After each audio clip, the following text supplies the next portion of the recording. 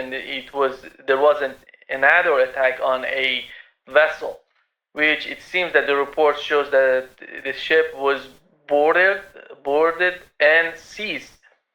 And the other point is the Saudi foreign ministry reacted to what has happened to UAE and their ship. They say we condemn in the strongest way, the targeting of the Emirati tanker while passing through the Strait of Hormuz. We hold Iran responsible for the consequences of continuing the treacherous attacks.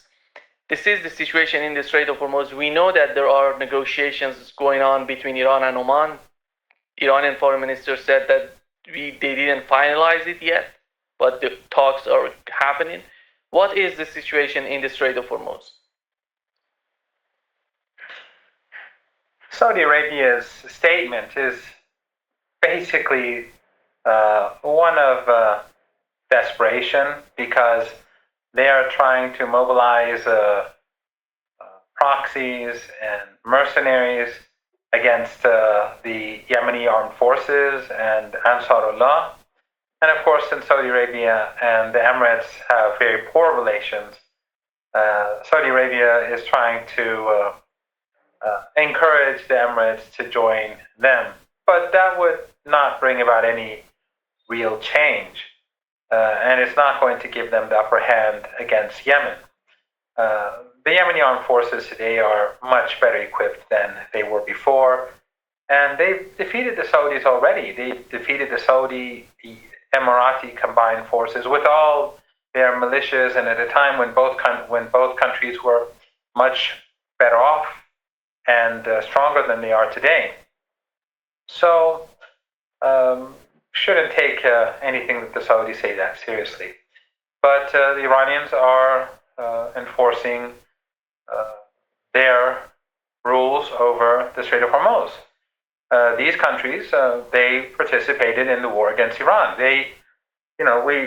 We hear, people who are linked to the Saudis, the Emiratis, linked to money, oil and gas money from the Persian Gulf, whether they're in these countries or in other regional countries,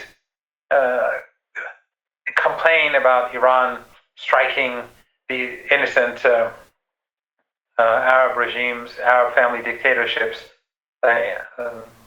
When the Americans attack Iran, they attack these regimes. And of course, it's clear as day that these entities, they all contributed to war, they contributed to the murdering of Iranians. And no matter how much they try to play with words and pretend that these regimes are innocent, that's not going to change the reality. So the Iranians are going to continue shutting down the strait to ships that are linked to these regimes that help the United States and help the Israeli regime against Iran. And until the United States goes back to the to implement it to the MOU and implements it, and there will be things added to it too. I've spoken to someone who is knowledgeable, and he says that even though Gaza was a part of the negotiations before, it wasn't explicitly named, but you can tell from Article 1 that the Article 1 was not just about Lebanon, but since there was a war going on in Lebanon, it was named, but Gaza was a part of it. I've been told that Yemen and Gaza will be issues that the Iranians will demand to be put on the table and negotiated with the United States, and serious change be brought about with regards to the situation, meaning in occupied Palestine, but also with regards to Yemen. So as long as the United States refuses to go back to its commitments, the Iranians are not going to normalize the situation in the Strait of Hormuz. The Strait of Hormuz is not fully closed. Ships do go through. Iran does allow some ships to pass through. But for these regimes in the U.S. camp, it's not going to be normal. And even if the United States unblocks or ends the siege, that is not going to bring about normal trade in the Strait of Hormuz, because the MOU is not just about the siege. It was about more than the siege. Yeah. What is your understanding of the situation? As I said, the Iranian foreign minister was not that much clear about at what stage is the negotiations are the negotiations between Iran and Oman. What is that? And if this is the first draft, are they getting to the first draft? They have reached the first draft. What is the situation there? Well, Oman is under a lot of pressure from the United States. And the less the pressure, the more the progress. The Iranians, of course, are not going to allow red lines to be crossed. Iran will have control over the strait. The Iranians will, whether there are two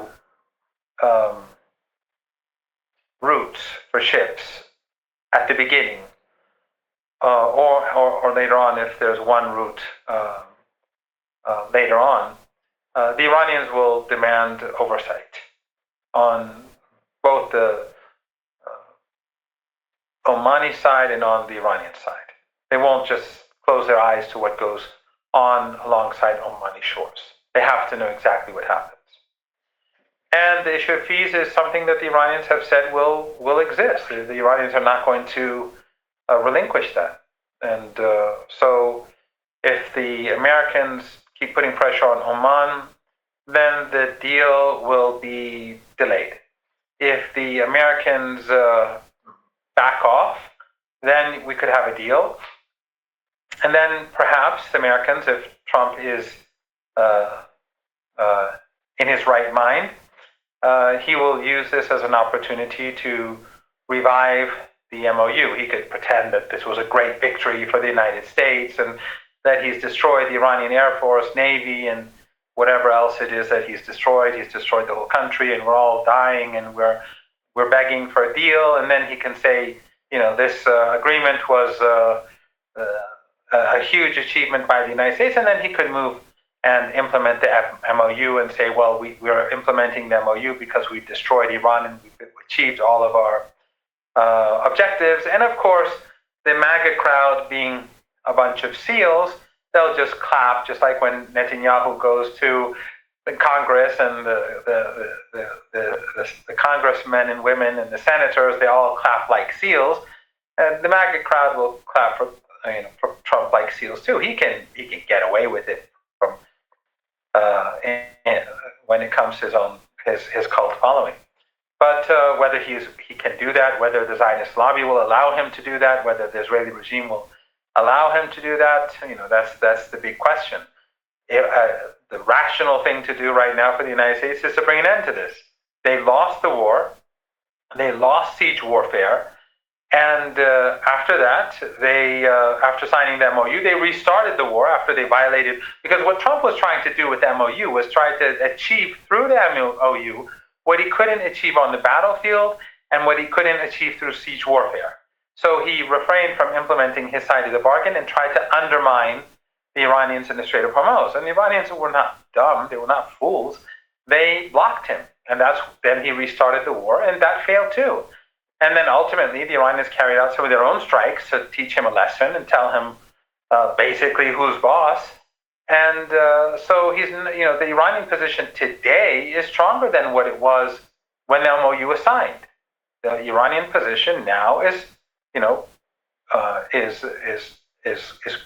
stronger, and that's why the Iranians, if the United States ever is sane enough to go back to the MOU, they'll be demanding more than what they were demanding beforehand, which will mean greater stress on Gaza and on Yemen. Remember, one of the problems that Iran had with Gaza was that the Americans were saying we already have a deal, and that all the countries in the region, these Arab regimes in the Persian Gulf, Egypt, Turkey, and out beyond the region, Pakistan, all these governments went with Trump to Egypt, and they signed that horrible piece of paper and whitewashed Trump's crimes. and forced really an agreement that was not good for the Palestinians in Gaza. And we're seeing the results right now. And none of these countries are doing anything about it. They all of them express gratitude to Trump, and they all whitewash his crimes, and they were guarantors, but they've done nothing since. So whenever the Iranians would raise the issue of Gaza, the Americans would say, well, all of your neighbors, the entire region, has endorsed my ceasefire plan, so there's nothing to argue about. But the Iranians are going to be much more forceful this time. There were three of those countries who signed that ceasefire between Israel and Palestine, naming Turkey, Egypt, and Pakistan. They're part right now. Sorry, Turkey, Saudi Arabia, and Pakistan.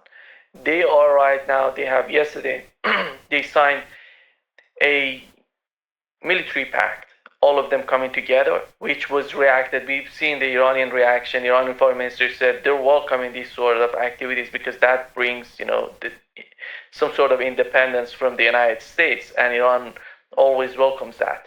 This is what's going on. But the question would be, who's the target of this military pact? Are they going to use their forces against Yemen? Are they going to continue with the siege in Yemen? Are they going to, right now, for the time being, we don't see any sort of, Israeli attack on Saudi Arabia, or maybe the long run concern would be part, because we have to understand the attack on Doha, in my opinion, has changed totally the mindset with the GCC countries. They know that every time and any time Israel decides to attack them, they can attack them without having any sort of difficulties on the part of the United States. What is your understanding of the new military pact? I don't think it's all that important. I think it's mostly directed, of course, towards Yemen and Ansarullah and the Yemeni armed forces, not towards Israel, the Israeli regime. Some people in Turkey sometimes get upset with me, or some people in Pakistan, especially those close to the current government, get upset with me when I say this. What I'm saying has nothing to do with the people of Pakistan or the people of Turkey who support the Palestinian cause, and the people of Saudi Arabia. They too support the Palestinian cause. But the reality is that the governments did nothing for the Palestinians during these 3 years of genocide. I mean, Turkey continued to do business with Israeli regimes and does so as we speak. And the regime's oil goes through Turkey from the government in Baku. Pakistan, of course, had this relationship with Saudi Arabia for years. And of course, Pakistan has its own problems. It has a big problem with India, of course. It has a big problem with the Taliban. Ironically, Pakistan and the United States and the Saudis, among others, they helped bring the Taliban to power. But the hostility is quite immense. So they have a problem with that. They have their own internal problems with the arrest of the prime minister and his removal, and the internal issues that exist in Pakistan, the former prime minister. And Turkey, of course, has its own problems, economic problems. I don't think that this has anything to do with Israel. It has more to do with Yemen. But what are they going to do against Yemen? Yemen can destroy Saudi critical infrastructure at will. And Saudi Arabia has nothing else. So what are they going to do? What can they do to Yemen that the Americans couldn't do? Do they want to invade Yemen? No, they can't do that. And the global economic situation, their own economic situation, isn't that great. And of course, their populations know that it was Yemen that stood up for the people of Gaza, not them. It was Yemen who was attacked by the United States because of their support for Gaza, not them. And so the people in their countries are not going to. I mean, forget online chatter. People in the countries, because what exists online is very different from the reality on the ground. We know that in Iran.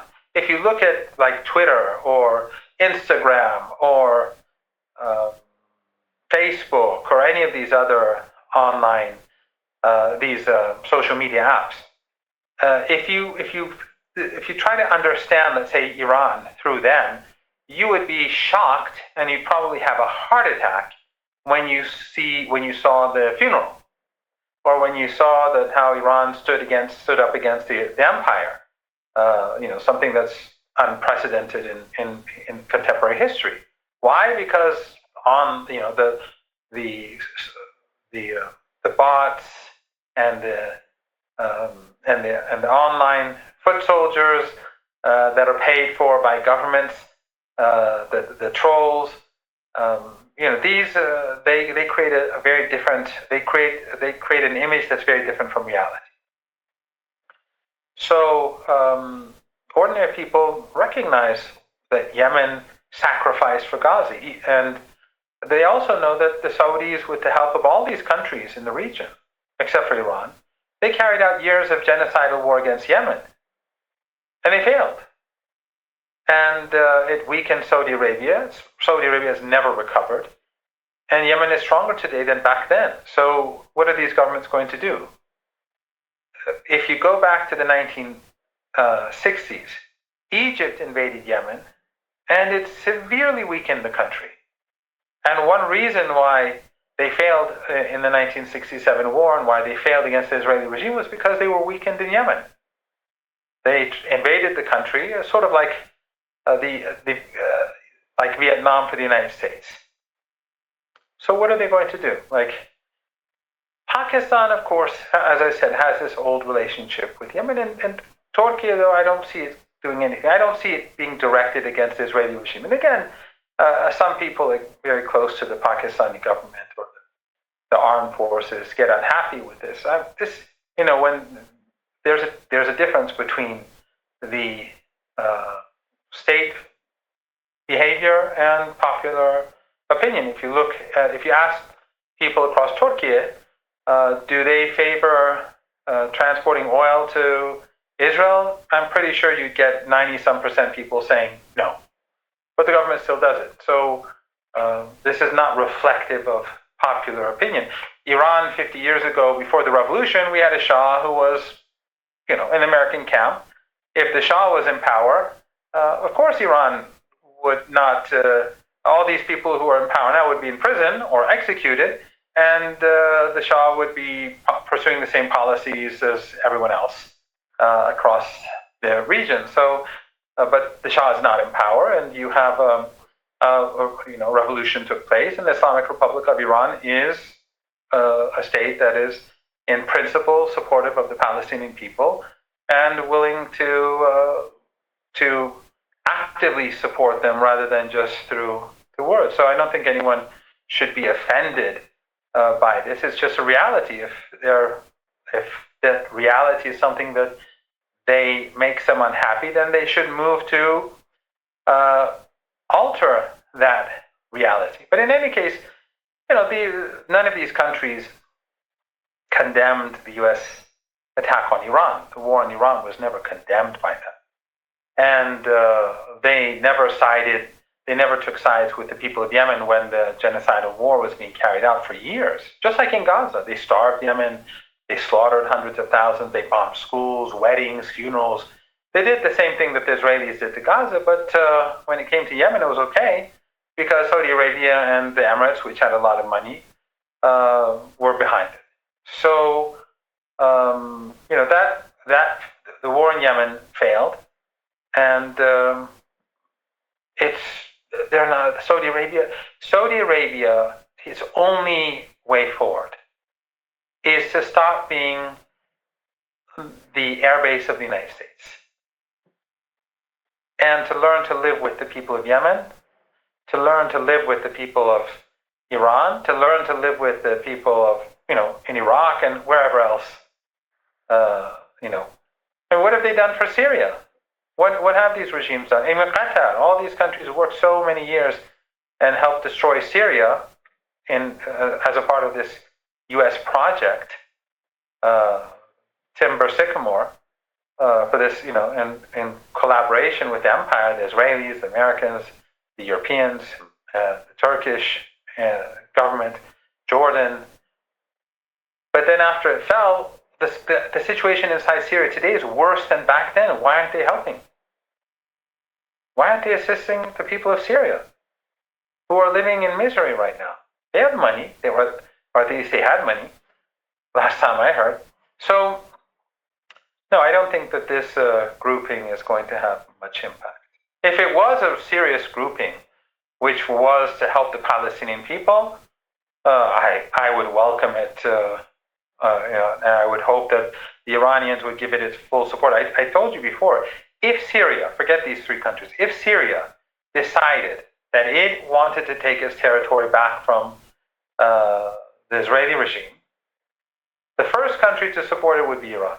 And so when I say this, some Syrians get angry with me. I think I may have told you once off before a show or after a show, maybe I said it on your show. Some Syrians say, "You mean you'd help Al Qaeda?" It is the priority that's important. The reason why Iran supported the government before the Al Qaeda government was because the United States wanted to undermine it. Iran was working against the empire. So those who say it was a sectarian war, no, they're using sectarianism to fool fools into believing that. Why? In Afghanistan, Iran did the exact opposite. And the Persian speakers, the Tajiks, the Uzbeks, the Shia community, many of them were angered with Iran because Iran was helping the Taliban get rid of the U.S. Occupation. So it was the exact opposite in Afghanistan. It was the minorities who collectively are the majority. So it's not a great idea in principle to have the Tajiks, the Uzbeks, and the Hazaras turning, not all of them, but many of them get angry with you.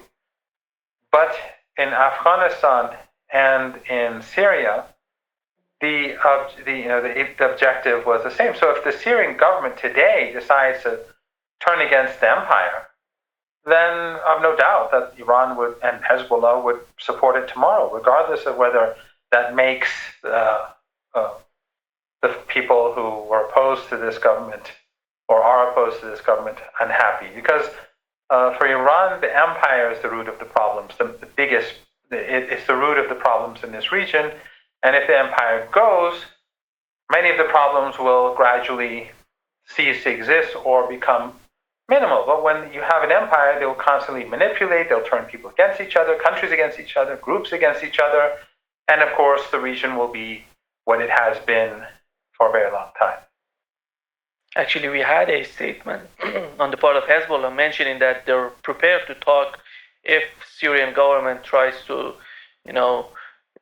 talk with them. They're open to talk with the government in Syria in order to resolve the issues, domestic issues and regional issues. I think that was one of the main signs, as you've mentioned, the priorities of the Hezbollah in the region as well.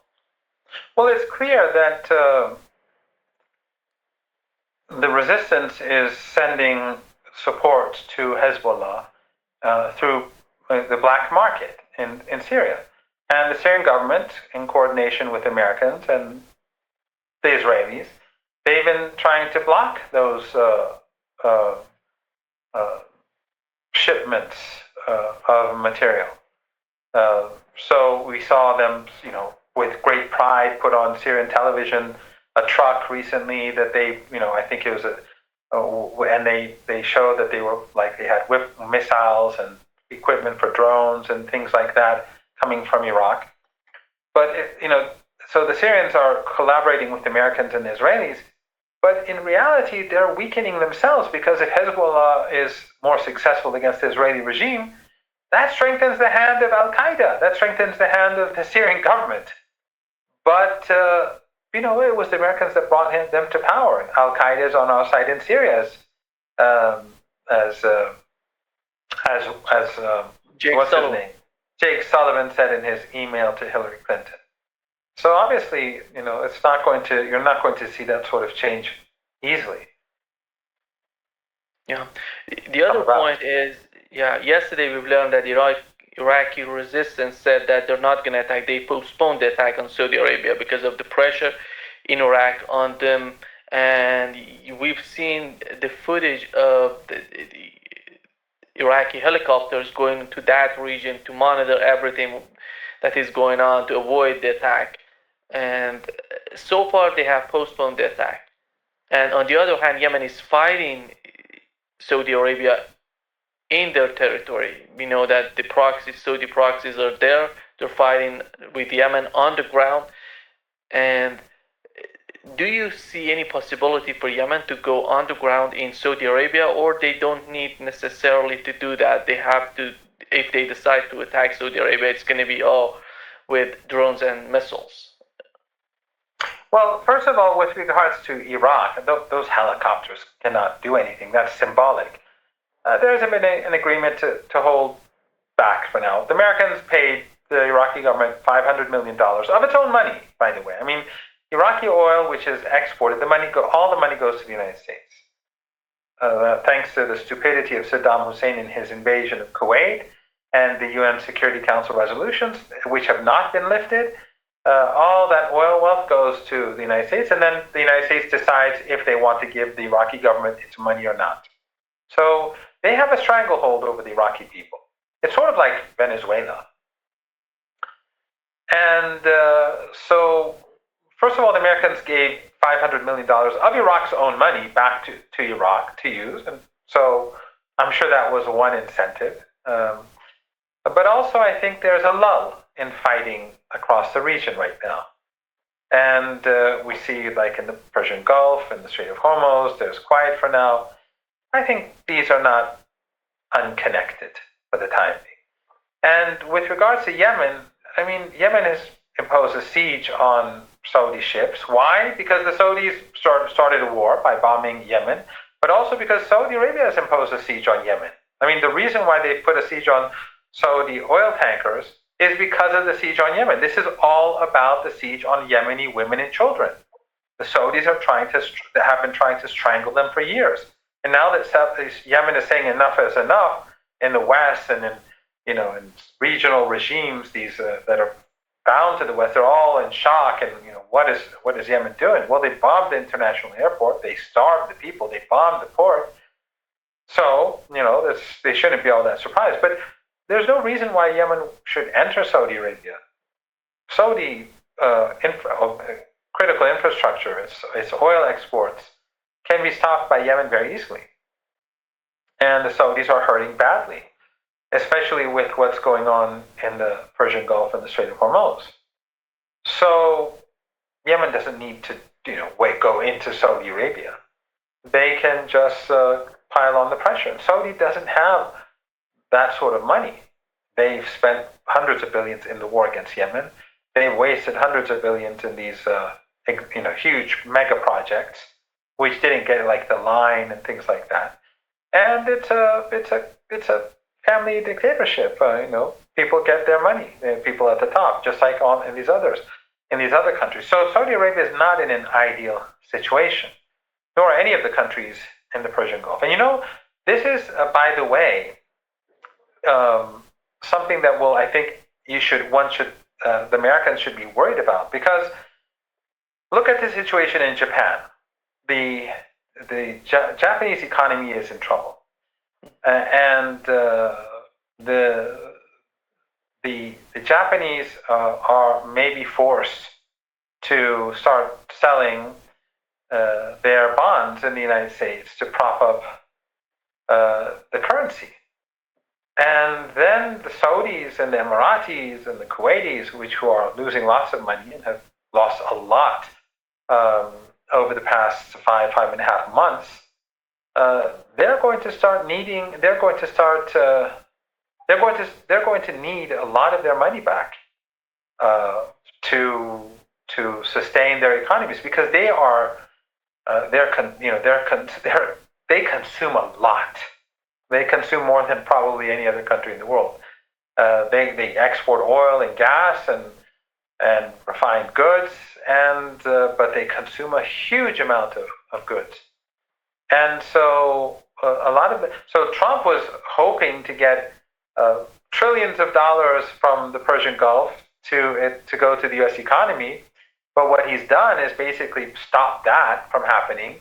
And now we will begin to see the reverse. There are clear indications that money is being withdrawn from the West to pay for costs in these countries. And if this continues for much longer, a lot of money will have to go back. So none of this is good for the U.S. economy. But going back to the question, the Saudis are under a lot of pressure, and so I think Yemen is in a strong position. All they have to do is enforce the siege.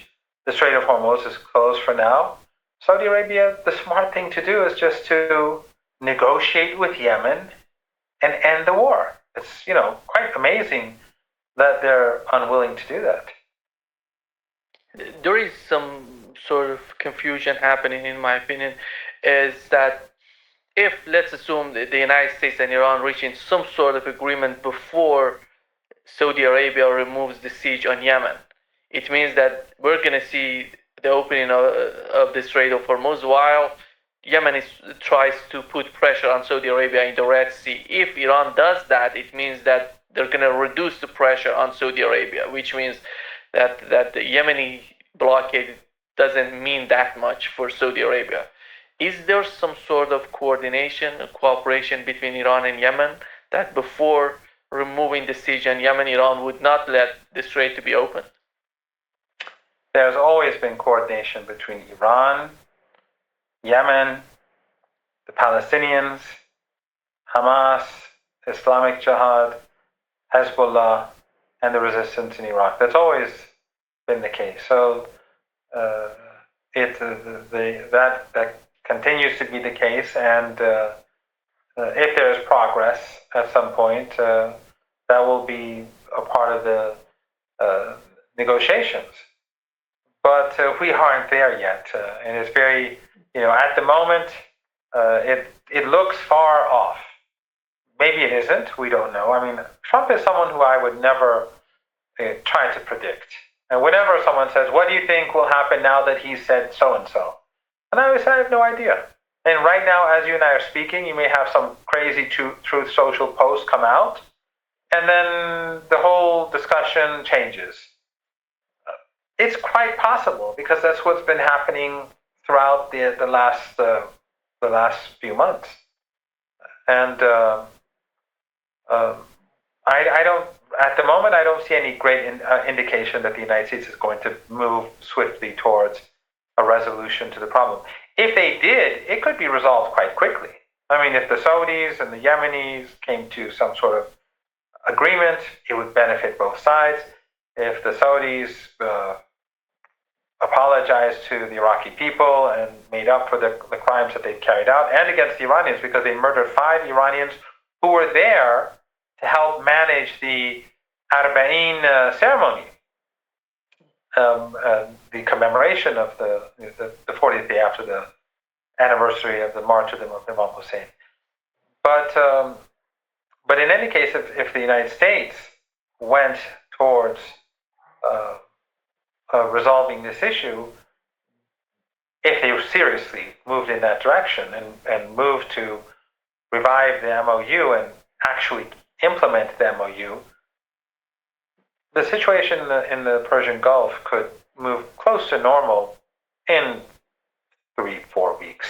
I mean, because if he was really serious, then shipping companies and insurance companies would move in. But it's very difficult to imagine Trump going there unless he's really desperate.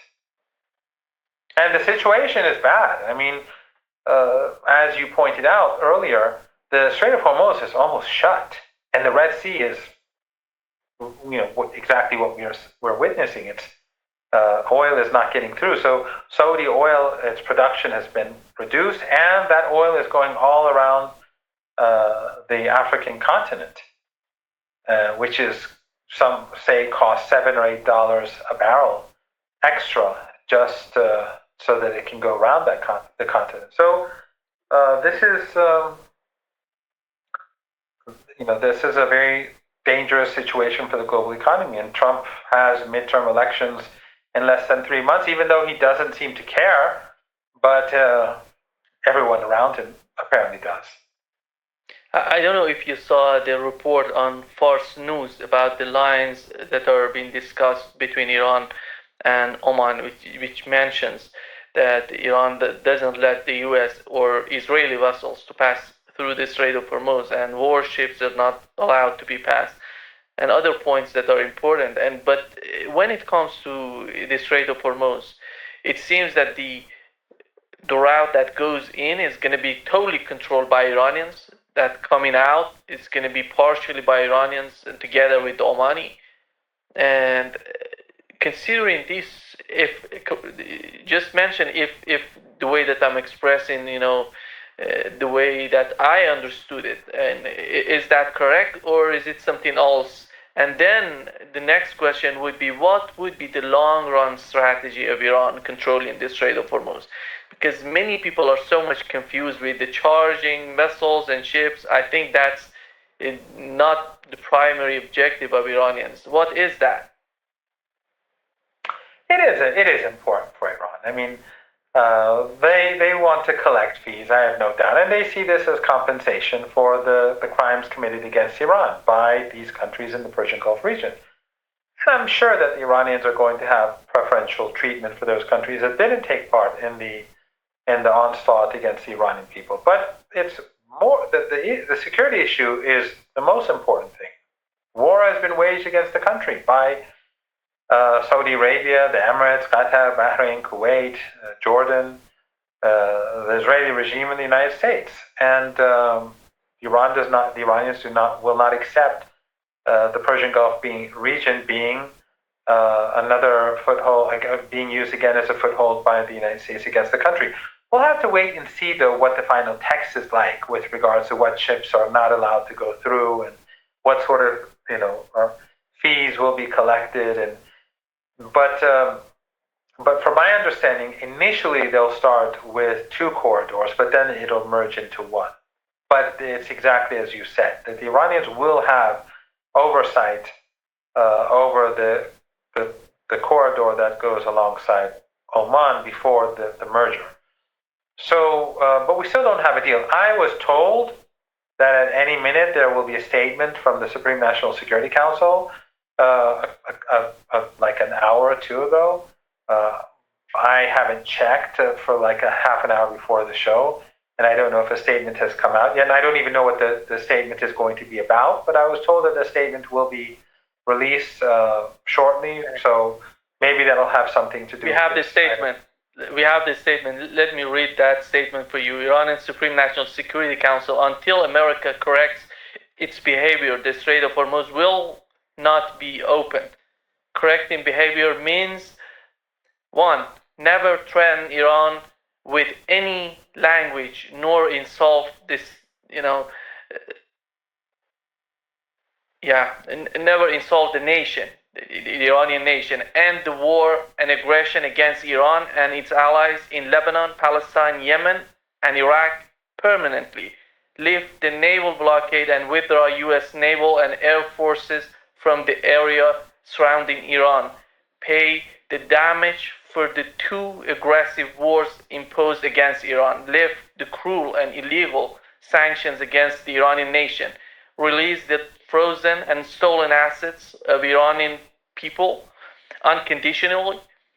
These are the demands of the Iranian people, who have been relentlessly present in the squares and streets for 160 days. The Supreme National Security Council will never back down, and whether in war or in negotiations. This is 5-6 lines of what they have announced just moments ago. That's a pretty tough statement. I think they've covered everything. Did they say anything about the color of Trump's tie or anything like that? Yeah, I think it's important the way that they said the language, because Donald Trump again and again you see he's using the same sort of language as it was before the MOU and during the MOU and after MOU. But the other important point, is the aggression against Iran together with its allies, Lebanon, Palestine. It meant. Well, I told you, I've been saying for the last few weeks that Iran is going to be, after the U.S. Wrecked the MOU and renewed the war, the Iranians emerged even stronger. So the Iranian during the MOU negotiations, Iran said that Gaza is a part of this, and Dr. Ghalibaf told the different Palestinian delegations that Gaza will be, and Palestine, I guess, but that Palestine will be part of the negotiations. He said that. And then after the collapse of the MOU and the fact that the Iranians emerged even stronger in this phase of the war, it was clear that the Iranians are going to be more determined than before, despite that fake ceasefire that was agreed upon in Egypt, and that Iran is going to be insisting that the behavior towards the Iraqi people, the Lebanese people, the Palestinian people, and the Yemeni people change. So this is a very strong statement, and the more the Americans push for conflict, the tougher the Iranians are going to become. Yeah, I think it seems that all its allies, Lebanon, Palestine, Yemen, Iraq, permanently they have to. And the other point in this announcement, in this note that from the Iranian Supreme National Security, is that the lifting the naval blockade and withdraw U.S. naval and air forces from the area surrounding Iran. It means that Iran is practically is doing this, Professor Marandi. You look at Iraq today, Bahrain, Kuwait, the military of Iran or armed forces of Iran, the main focus, the main strategy was that so far. Yes, Americans don't intend to withdraw from the region, but the Iranians have effectively forced them to withdraw from key footholds in the region. But the Iranians are taking very strong position on Gaza, Palestine, and Lebanon, and Yemen, and Iraq. And I think that's a very good thing. But we'll have to see how things play out in the days and weeks ahead. But it shows their confidence and their willingness to remain steadfast. And Americans are not in a strong position. This war has been going on for 5.5 months, except for that short period of time when the MOU was partially functioning. We've had very little energy leave the Persian Gulf region, and it's not just energy, by the way. You know better than I. It's just a reminder, though. Helium, fertilizers, all sorts of products, and of course the wealth that was being accumulated by these regimes, that was much of it sent to the United States for the stock market and the bond market, that is gone. And of course now we have the Red Sea and the Bab el-Mandab Strait blocked to the Saudis. So, and of course the shortages of missiles and remember our good friend Larry Johnson, although by now everyone knows who Larry is. But he was talking about these shortages far before any of these media outlets or anyone linked to the U.S. government or any of these any public figure was speaking about these shortages. He was talking about these issues, and I think he was talking in April, if I'm not mistaken. Yes, I think he even wrote something in his on his Sonar website, 21. Sonar 21. Yeah. So it just shows Larry's knows what he's talking about. Yeah. Again, I think I want to mention the line 4, 5, and 6 of this declaration, this statement is talking about the the damages has been done due to these two wars. They have to pay for that. Lifting the sanctions on Iranian people and frozen assets. Again, we know part of those frozen assets are in UAE, Qatar, and all these countries. Are they going to get back, or is Iran going to be able to use them? These are important questions right now, and I don't see that. Do you think that it means that Iran would not cooperate with the United States to open up the Strait of Hormuz before achieving these goals that were mentioned in this?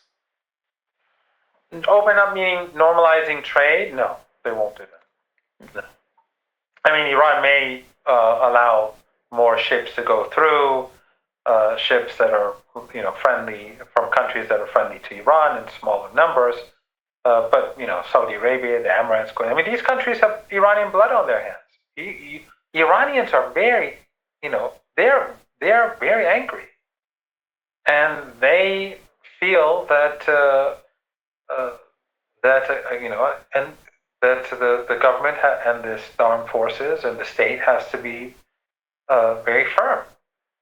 And so, war has been imposed upon the country, and they lost. But they began the war by murdering and with 168 little kids intentionally. Intentionally, I have no doubt that it was intentional. And for those who say, "Oh, how could the Americans?" They obviously don't know much about the Americans. But look at Gaza, look at Lebanon. The Americans were supporting the Israeli regime and continue to support them as we speak. And then there's Lamer, which they murdered all those little young women, teenagers who were playing volleyball. They also slaughtered all of them on day one with that experimental missile of theirs, one of those expensive new generation missiles. They, vaporized them, if I'm not mistaken. They were playing these girls were playing in a stadium. They were playing, I don't know, was it volleyball or basketball? And they just slaughtered them. And does it even register in the West? Is anyone outraged in the New York Times or the Guardian? The so-called progressive media outlets? Of course not. Are European parliamentarians signing statements of condemnation? Of course not. So the Iranian people are expecting the government to take a firm stand. So we'll have to see how it plays out. But this statement was a very, very, very strong worded statement.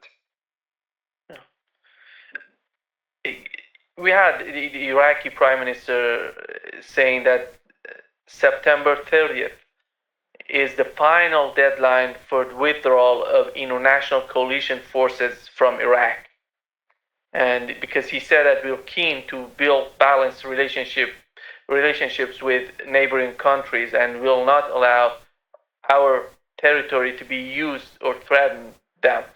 It means, I think he's basically talking about Iran and the attacks on Iran. And I don't know what is your perception of that, because these coalition forces, it means that the United States together with Europeans, they were there before this war started, but they're reducing their forces. You see the way Iran has attacked the Iraqi Kurdistan, you see they're removing some of those air defense systems from that region as well. And here comes the Iraqi Prime Minister talking about it. Yes, but ultimately the biggest problem that Iraq faces is the fact that the United States is controlling its wealth. And this is exactly what we're now seeing in Venezuela too.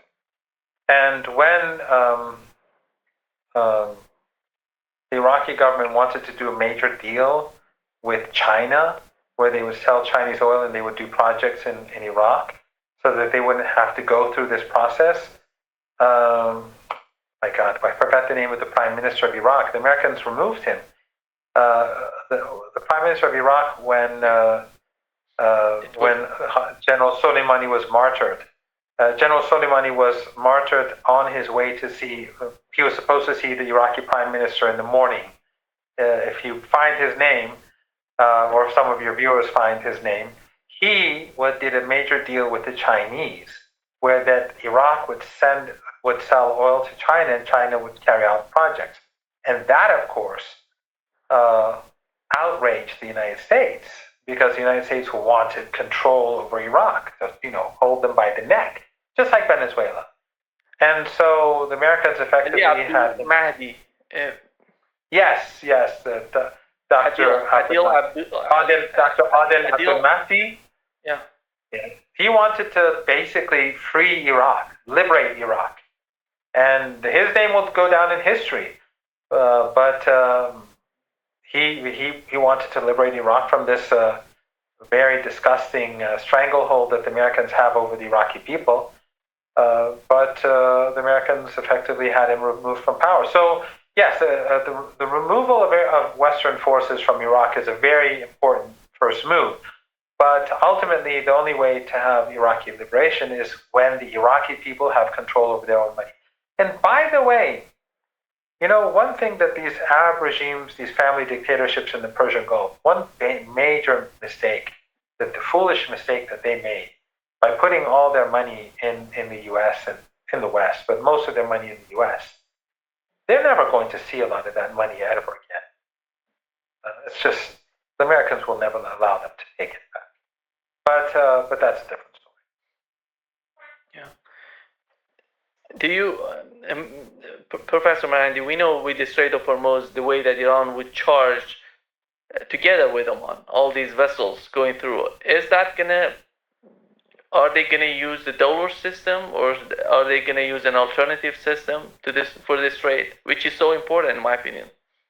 I don't know. I mean, I think that the Iranians are very keen on alternatives to the U.S. dollar in general. And so I would assume, that's what the Iranians have been working to do for many years now. They've been changing to local currencies, working with local currencies, using the Chinese yuan as well, and with neighbors trying to eliminate the usage of the dollar in this trade. So I would assume that their priority would be to refrain from using the dollar, but I don't have the details at all. Yeah. Thank you. But I've been told that they will not be focused. I've been told by someone who's in the know a few weeks ago, when the negotiations first began, that the Iranians will be trying to use the dollar as little as possible. Let me ask you a tricky question, which could be somehow challenging. Is the Pakistani Defense Minister Asif? He said that the doors are open for those countries who want to join the military pact between Saudi Arabia, Turkey, and Pakistan. Do you see a moment that Iran would consider that to join them? I think I'm sure that if Iran saw any agreement that was designed to protect the people of the region against the Israeli regime, that if it was sincere and if it was real, or against the U.S. empire, that Iran would be very interested in cooperating and perhaps joining. But I don't see this as, the Israelis may complain about it, but I don't see this as being directed at Israel at all, because the past event, and these are again, this does not reflect on the people of Pakistan. I know that in Pakistan, some people get very angry when I say this, but it's a fact. These governments did not do anything against Israel, and they did not condemn the United States in attacking Iran. And at the moment, I don't see this as an effective grouping anyway. But this, again, it doesn't reflect on when, it's like saying, right now, I've always been stressing that in my recent clash with Alan Dershowitz, where I said that, 44%, I think, of young American Jews believe that Palestinians and Jews should have equal rights. That's the Iranian position. That's Ayatollah Khamenei's position. That is the position that Iran has had for the last 47, 48 years. And, and then that doesn't mean 56% are racist. those 56%, some of them want a two-state solution. Some of them, I didn't see the entire. I just know the 44% because I heard Max Blumenthal, the excellent Jewish journalist and very principled and heroic young man, say this. So, but the point is that young Jews in the United States don't support Netanyahu's genocidal policies. So whenever I'm speaking about the United States, I'm not speaking about the American people. If I'm speaking about Saudi Arabia, I'm not speaking about ordinary Saudis. I'm not speaking about Turkey. I'm not speaking about ordinary Turks. In Turkey, almost 100% of the people despise the Israeli regime. So when the government engages with Israel, obviously, overwhelmingly, people are not satisfied with that. So it doesn't reflect on individuals or society. But at the end of the day, a grouping that suddenly emerges after Saudi Arabia has bombed a country that it has besieged and starved for years, and after it has bombed another neighbor and killing its soldiers, and after it has helped the United States bomb Iran and kills thousands of Iranians, the United States and the Israelis, suddenly coming, and engaging with them in a pact at a time when the Palestinians have been, being slaughtered for decades, but the genocide has been going on for almost 3 years now. It doesn't create great confidence. Yeah. The other point that the Pakistani defense minister mentioned, which is significant, is that he says when it comes to Israel, all Muslim countries should come together. There is absolutely no ambiguity in my mind about that. And given Israel's current conduct, as well as the historical evidence of what has happened, what has been doing at one stage in 1948 or 47, and consider an illegitimate state came into being. He's talking about Israel. And I believe a product of the Balfour, I believe it was a product of Balfour Declaration. This is the mindset, I think, and the Pakistani defense minister, we know his sort of a stance on Israel.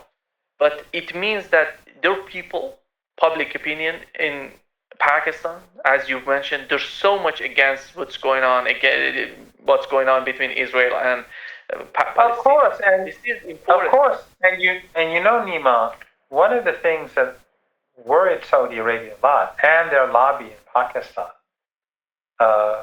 which they fund, was seeing Iran do so well on the battlefield against the United States, because Saudi Arabia was with the United States in trying to destroy Iran, and the people of Pakistan were siding with Iran. And so now you see those forces, those well-funded people, online and through their social media, bots and trolls, that they, of course, are trying to now, ever since, for the last few weeks, ever since Saudi Arabia has been bombing Yemen, and ever since the war between Iran and the Americans restarted, they've become very active against Iran. And you can see that it's been going on for a few weeks now. And it doesn't reflect the opinion of the Pakistani people, obviously. As I said, if you look at the online social media when it comes to Iran, the so-called Iranians, you'd think you'd be shocked and you'd have a heart attack just seeing the funeral or the way in which Iran conducted itself. The online world is different from the real world. It's a totally different thing.